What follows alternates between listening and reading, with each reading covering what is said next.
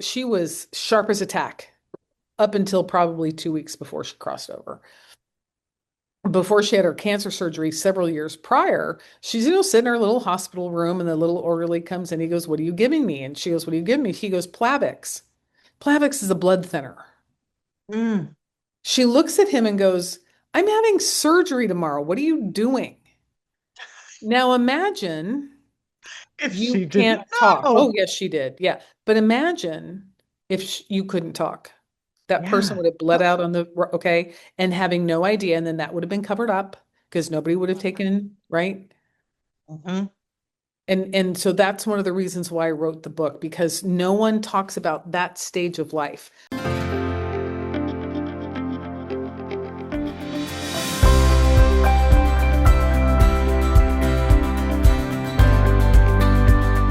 What if the best chapter of your life hasn't even begun yet?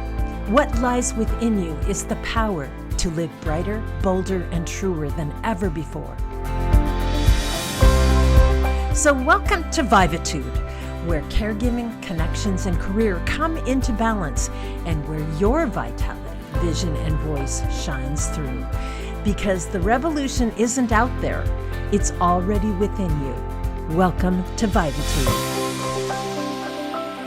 Welcome back to Vivatude. I'm here with Jan Edwards, the founder of Paving the Way Foundation. Jan, in our previous segment, told us about leaving the corporate world where she was a very successful woman to pursue helping disrupt the cycle of child trafficking. She encountered, these older adult men with these young girls in Ethiopia, and she thought, that is not right. I'm doing something about it.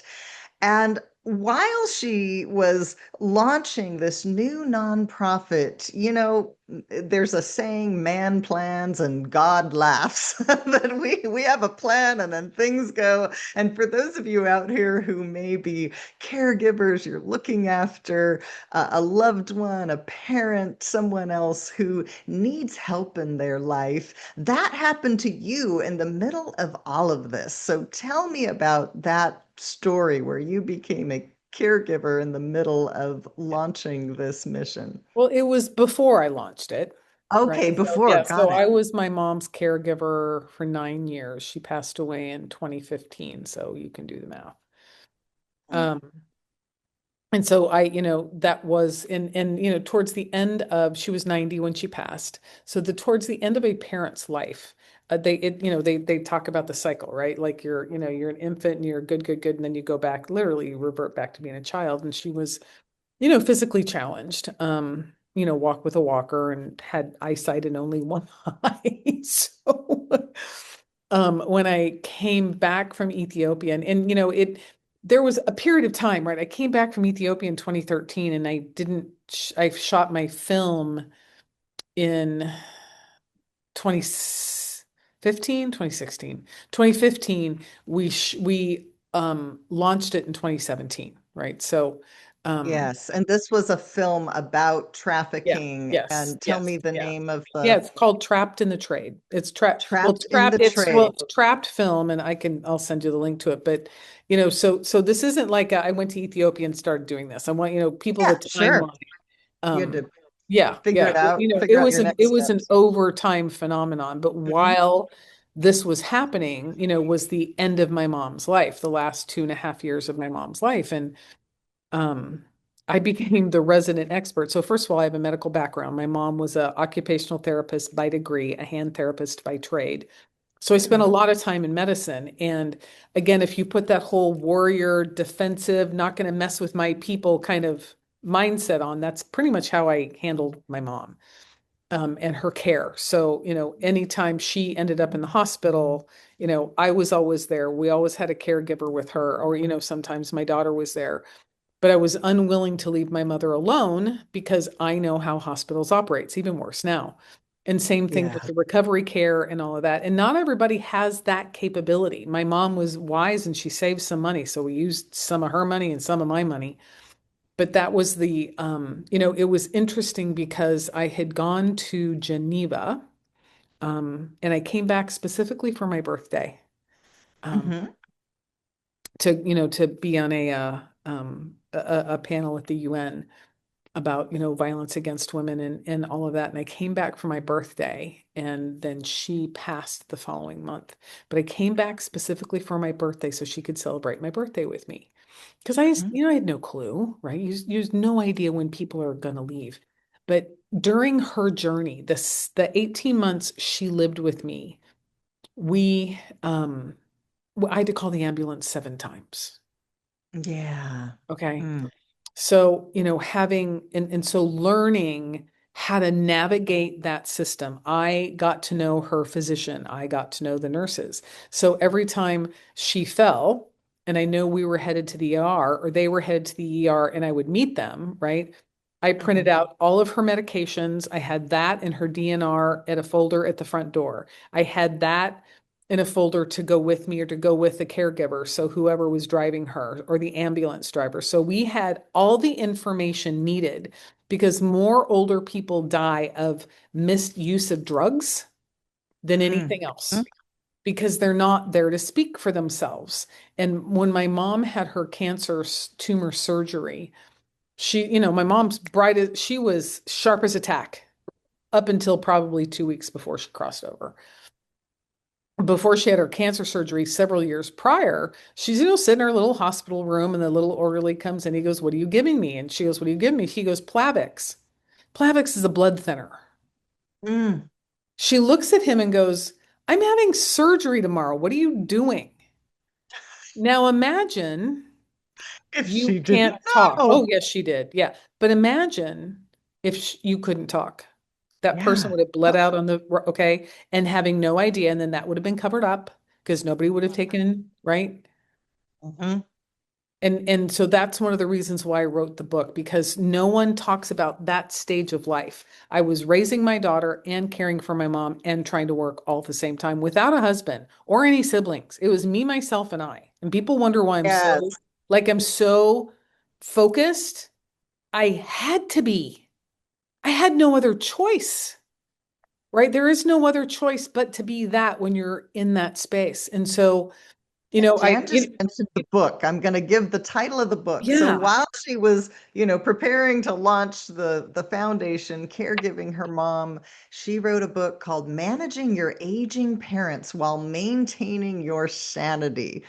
Yeah. I love that. Very relevant for Yeah, our so for our youth. that is literally why I wrote the book, because I would share on Facebook, I'm in, the hospital again, and I just shared my whole story, and so people started calling me or texting me about, "Jan, this just happened to my parent. What do I do?" Because what people don't understand in the medical system, you have the final say, not the doctor. You have the Mm. final say, but we've been trained to believe they're the know all end all.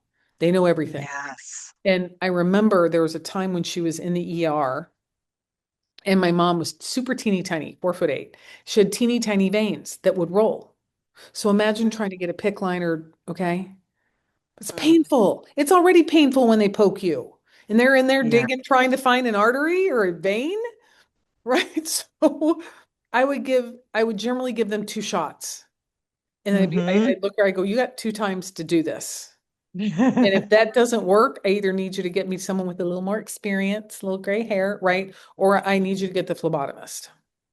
Hmm. But, taking a stand for your loved one in the hospital, people don't do that. They acquiesce to the doctor because the doctor knows best. Well, no, you've been with your mom or your son or your daughter or your husband for years. They just met them. And that's also Hmm. why I carried a copy of her medical, all her Hmm. drugs, because there's drugs you can't put together. And she was on a lot of them. So there's a great website called drugs.com. And I actually say this in my book, drugs.com. You put every drug in and it will tell you what reacts to what and which ones you have to separate. And so when she would come home from the doctor with a new drug, I'm like, "Don't you give her anything." I would set them out. I would put them in the drugs.com. And there were times when I would have to call the doc the next day and be like, "Dude, you just gave my mom a drug that interacts with this one that's going to kill her. Can we come up with a different plan, please?" So Wow. it takes something because they're not paying attention. And I'm like, You have her list. So we had drug, and the great thing about drugs.com is even if it was, if I hadn't been able to print out the latest realm, right, I could go to drugs.com while I was in the hospital and print the list out for the ER and print the list out for the floor she was on. Wow, what So a every fantastic tip.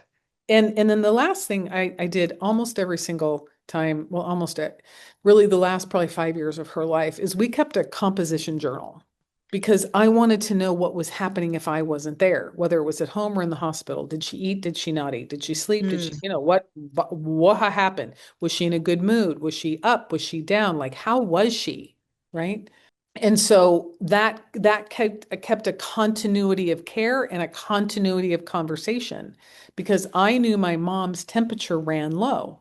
Her mm, stable temp was 97.9. We're okay. supposed to be at 98.7, right? Yeah, And 98.6, so, I think. yeah, and Yeah, so but for right around her, yeah, a fever would look there. Mm, different than you and me. sure. But they wouldn't know that. And so when they would take her test, I would write everything down, BP to everything. So we could compare. So, because you got night shift nurses shifting, you got Hmm. doctors making sure what's on the chart, and then just like the guy about ready to put Plavix in her IV, it's like, no, we're not on that med right now. So you can keep it straight for you and for them. And because in most care facilities, you're at a 32-to-1 ratio. If Mm, your parent is incontinent, they're going to wait a really long time before they either go potty, get help to the potty, or get their, their little diaper changed. hmm, My hmm. mom had zero bed sores because we were always with her. Someone was all that last 18 months, she was never alone, even at night, because I knew, right? And people think that if you leave them in a facility, they're going to be fine. They're not. I'm No, sorry. no. They're You've not. you've And got to be an advocate. You've got to be observing. You've got to be. It's just, yeah. yeah, I and mean, I it's was. and it, and as a society, we put our elder away when they have Mhm. so much more to give. And there's so Yeah. much you can learn from them. And they actually want to be a part of your family. And if you can do it, have them stay with you. Like just do that thing. It's such a short amount of time. It was 18 months of my mom's life. That was 10 Mm, years ago. I have zero regrets. None. mm, And that's kind of how I live life. It's did I do the best at the time with what I had? And I did. My mhm, daughter might argue because it took time away from her. And she was great about it. She really mhm. was, and she was so helpful. When I had to travel, she would stay with my mom, so she would be there. And my mom wasn't the kindest to her. Mm, But she mm. still did it anyway to support me. So, it is a family affair, and you almost always have one sibling that does it all. Stop doing that. Stop doing that. She's everybody's mother. He's everybody's dad. Yeah, And no yeah. regrets. If they were mean and awful to you and you cut them off, stop that. Stop Mm. that. That was Well, I, then. This is now, And I so it's creating that environment that you operate as a unit to take care of the person that gave you life and taught you how to use a spoon. I like how you put that. I moved my father in with me for quite a while. We had a very complicated relationship before that, to Yeah. say the least. And it was more of a financial thing but like you, I don't have regrets. And then there also came a time where we did move him somewhere Sure. else. We found a great assisted living place, and then he went into, after that, after a year, into a adult family home, and that Yeah. was the right. All of those Yes. decisions were the right ones for Yes. all kinds of reasons. Both the moving him in with me because he just needed the help, Mhm. and there wasn't another good path at that point in time, Well, but and then no he one's found another path. no one's going to take care of your parent as good as you are. Mm. Yeah, Really, yeah. no one And is. it's hard for a person doing the caregiving. It is not Look, I easy. changed more diapers than I want to think about. on my mom, you Mm, know, I, it, and I have no regrets because there is yeah, no way I was going to let my mom suffer. There's just yeah. no way. Mm, I watched it happen. I am not going to do that to my parent. Other people make other choices of which they have to live with. And look, there are some parents, when you're dealing with dementia and Alzheimer's, and it's hard when they look at you and go, "Who are you?" Or they like, "Are you going to call me again?" And like, I just got off the phone. They call you again. When are you coming over? I'll see you tomorrow. When are you coming? I, luckily I had none of that. It's a whole different ball game. And yeah. there are places, that's a time and a place to for sure look for a safe Yeah, place yeah. for them to And be. there are places you can trust and places you cannot Yes, trust, and you yes, need to yeah. And find so, those that's a trusted. whole different ball game. But Yep, if your yep. parents up and Yes. like if your parents on it and you're dealing with just a little bit of that and you can work it out, Hmm.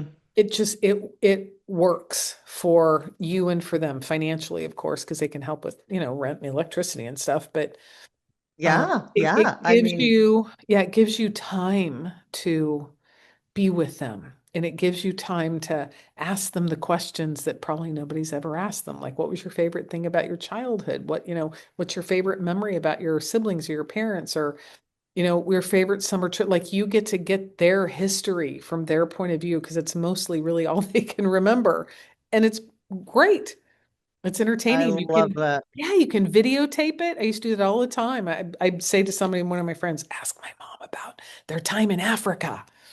Right. And they go, "So Anne, I understand you and Dale were, stationed in Africa. What was that like?" And she talked for 35 minutes and I record it. So now I have something to pass on to somebody.